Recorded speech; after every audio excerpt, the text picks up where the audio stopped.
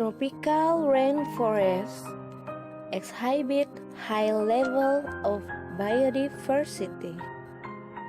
Tropical rainforests have been called the world's largest pharmacy because over 1/4 of natural medicines have been discovered within them. Tropical rainforests are among the most certain ecosystems globally due to large-scale fragmentation as a result of human activity. Kratom is one of valuable commodity that can be found in the tropical rainforest. An important role to preserve the tropical rainforest sustainability. The people that lives in the forest planting this plant for its economic value and its environmental value. Hutan sini dulu memang hutan rimba, tapi zaman nenek moyang kita dulu Pak, habis ditebang semua untuk ladang. Tapi sekarang kan pemerintah udah nak suruh kita beladang liar lagi ya. Maka daripada nak ada tumbuhan kayu apa, lebih baik kita tanam dengan pokok kaltum ini Pak. Kalau untuk alam bagus Pak, malah ini kita kan dipelihara ini Pak. Kita nak tebang-tebang hutan, malah ini yang tanah-tanah nak ada tanaman kita tanam dengan pokok kayu kan manfaatnya besar Pak. Maka itulah harapan saya, tolonglah ini barang janganlah ditutup apa pembelian itu harus berlanjutan sampai akhir nanti lah.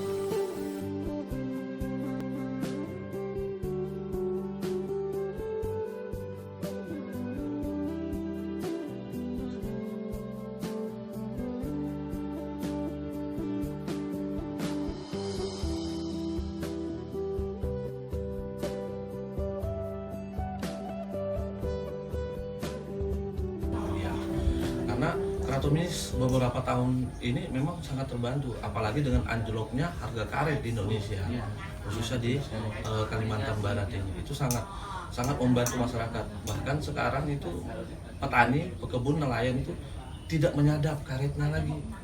Kalau ini sempat diberhentikan, itu otomatis pertama satunya banyaknya pengangguran, tidak adanya lagi lapangan pekerjaan. Dan kedua itu bisa terjadi mungkin ya pencurian, kasus perampokan itu bisa saja terjadi di daerah ini.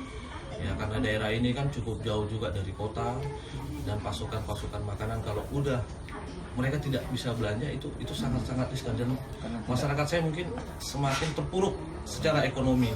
Istilahnya bisa dibawa kemiskinan ya. Tidak adanya mata pencarian pokok ibaratnya tuh membuat mereka jadi seperti itu gitu. Iya, itu pasti. Bahkan mungkin bisa juga meninggalkan daerah ini. Daerah Jongkong ini keluar untuk mencari pekerjaan. Karena nelayan itu tidak bisa diharapkan lagi dari hasil tangkapnya. Tolong diperjuangkan. Mari kita sama-sama berpegangan tangan memperjuangkan hal ini demi masyarakat banyak. Dulunya sebagai petani karet, namun dengan harga karet yang menurun, masyarakat berpindah ke petani kratom dengan harga yang sudah bisa menjanjikan. Kita lihat di sekitar saya ini dulunya adalah kebun getah, namun karena harga getahnya sudah menurun, nampaknya sudah terlantar untuk getah tersebut, sehingga digantilah oleh masyarakat dengan pohon kratom. Kalaulah apa yang bisa kami bantu sebagai petani untuk memperjuangkan ini, kami bersedia. Kami mempertahankan dari salah satu alternatif mata pencarian masyarakat di Kapuas Hulu pada umumnya sekarang ini. Daun kaltum inilah yang paling enak dikerja karena lahan tidak seberapa luas. Kita bisa mengongkoskan anak-anak kita untuk sekolah. Apalagi kalau macam saya ada yang udah SMA, ada yang satu lagi masih di SMP, satu lagi masih di SD. Jadi kalau tidak ada daun ini susah lah saya mau suruh anak saya sekolah hafal lagi, tidak tahu saya. Kalau harapan saya daun inilah, maka harapan saya minta daun ini berlanjutan lah sampai untuk ke depan. Ke karet lagi Pak susah kita, karena karet dah jauh, amblok lah, jatuh lah harga karet. Kalau dulu pernah mencapai 20.000, 15.000 per kilo karetnya, tapi sekarang sudah 5.000 rupiah Pak. Jadi mau beli beras, kalau penghasilan karet saya 7 kilo, berarti ongkos anak saya sekolah tidak ada lagi Pak. Berarti 7 kilo kali 5, 35.000. 35.000, sedangkan untuk saya PP pulang pergi aja 2 liter udah habis 20.000. Belum ongkos saya makan, belum anak saya sekolah lagi. Jadi macam mana saya mau ongkos anak saya sekolah? Wah, kalau dilarang malah tidak tahu lagi saya Pak mau kerja apa lagi. Karena inilah yang udah pokok saya usahakan selama ini. Walaupun tanaman saya kurang banyak, ada 500 batang, tapi cukuplah untuk mengongkoskan kehidupan saya sama anak istri saya.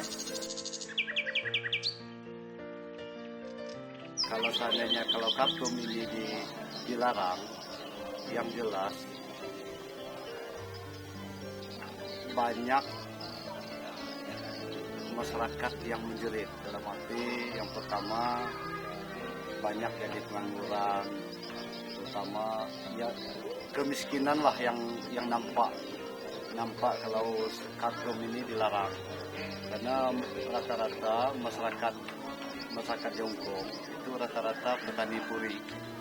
Setelah komoditi karet anjlok, harganya jauh standar, jauh mau keinginan masyarakat.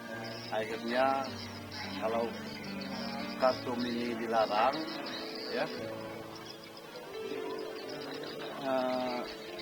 kriminal tuh semakin banyak Pak. Merasa kehilangan pekerjaan. Kami di Indonesia yang selaku pengusaha sangat merasa terbantu oleh usaha ini, dan secara ekonomi itu benar-benar bagi kami di Indonesia itu sangat menolong, karena selama ini untuk berbisnis dan mencari lapangan pekerjaan di sini juga cukup lumayan susah. Namun dengan adanya komoditi ini berjalan dibisniskan, kami merasa sangat dibantu. Dari 2010 sampai sekarang saya sudah bisa mencapai produksi yang sangat tinggi, dan dengan jumlah petani kurang lebih mencapai 1000-an, bahkan lebih. Dan dari sisi ini saya merasa bahwa petani juga merasa tertolong. Kenapa? Karena dengan kegiatan usaha ini mereka bisa menambah penghasilan ekonomi mereka, karena pengaruh ekonomi di Indonesia yang begitu terasa berat, karena komoditi yang selama ini mereka kerjakan khususnya di daerah petani-petani di sana, yaitu karet dan beberapa komoditi lain, itu mengalami kemerosotan dalam hal harga. Jadi dengan adanya Kratom ini sangat menolong mereka di sana, terutama untuk biaya hidup mereka sehari-hari. Kami dari pengusaha sangat mengharapkan untuk pemerintah menolong atau membantu kami dalam hal penetapan aturan hukumnya, baik itu dalam bentuk undang-undang ataupun dalam bentuk kebijakan dan apalah itu sifatnya. Karena dengan ada kebijakan dan aturan yang jelas, kami juga merasa tenang untuk berusaha, dan kami juga merasa nyaman di dalam berbisnis, karena selama ini kami merasa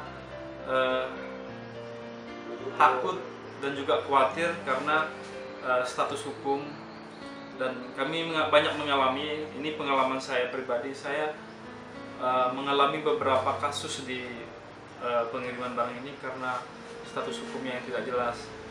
Jadi kami mengharapkan untuk pemerintah, karena apa? Karena sumbangsih bisnis ini sangat luar biasa, terutama bagi petani dan kami juga pengusaha merasakan dampaknya, dan kami mohon supaya ada usaha dan sikap dari pemerintah untuk mendukung kami dalam hal aturan hukumnya. Asosiasi Karaton Borneo berdiri pada tanggal 16 Januari tahun 2016. Ada dua tujuan pokok asosiasi adalah, satu adalah tujuan fungsional. Tujuan fungsionalnya adalah edukasi, informasi, dan koordinasi. Edukasi adalah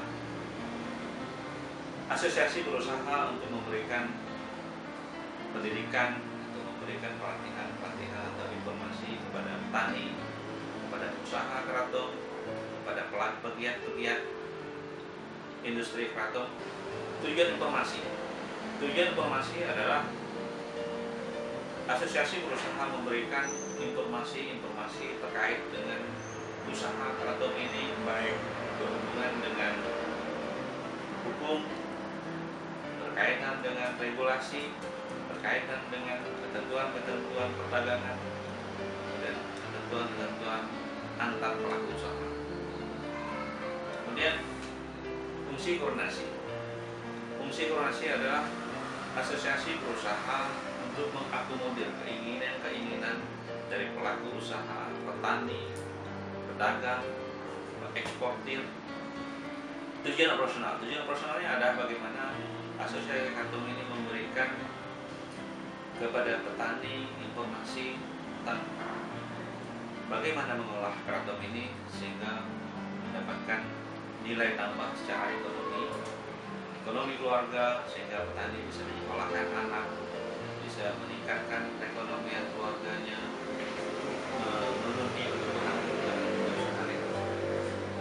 Kemudian tidak kalah pentingnya adalah Asosiasi Keraton Borneo selalu memberikan arahan kepada petani supaya usaha keraton ini menjadi nilai tambah, bukan hanya sekadar nilai tambah ekonomi, tapi nilai tambah lingkungan.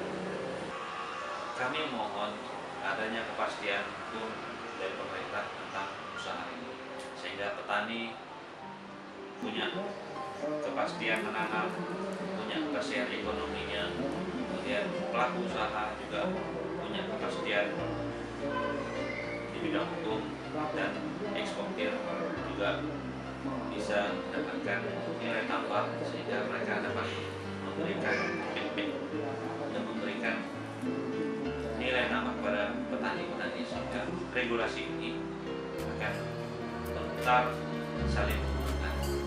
Dari petani diuntungkan,